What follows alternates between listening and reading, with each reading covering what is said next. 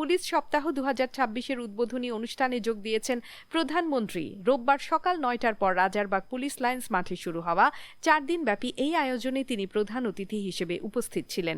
এবারের পুলিশ সপ্তাহের প্রতিপাদ্য আমার পুলিশ আমার দেশ সবার আগে বাংলাদেশ অনুষ্ঠান জুড়ে বিশেষভাবে তুলে ধরা হয়।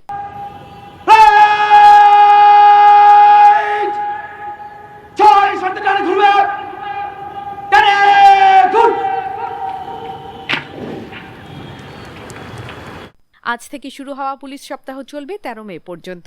উদ্বোধনী দিনে পুলিশের বিভিন্ন কন্টিনজেন্ট ও পতাকাবাহী দলের সুশৃঙ্খল বর্ণিল ও দৃষ্টিনন্দন প্যারেড পরিদর্শন করেন প্রধানমন্ত্রী।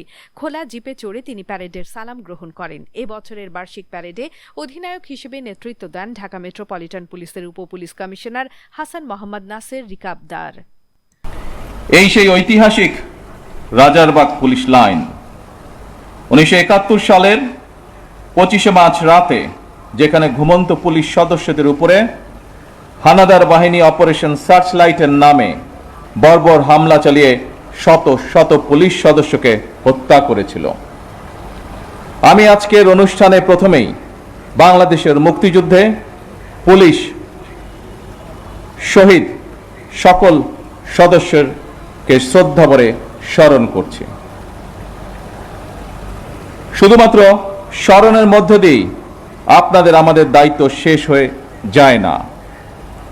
বাংলাদেশের স্বাধীনতা অর্জনের জন্য যে সকল শহীদ পুলিশ সদস্য আত্মত্যাগ করেছিলেন, যে কোনো মূল্যে সেই স্বাধীনতা রক্ষা করা আমাদের পবিত্র দায়িত্ব। এই বাংলাদেশে আর কোনো ফ্যাসিবাদ স্বৈরাচার যেন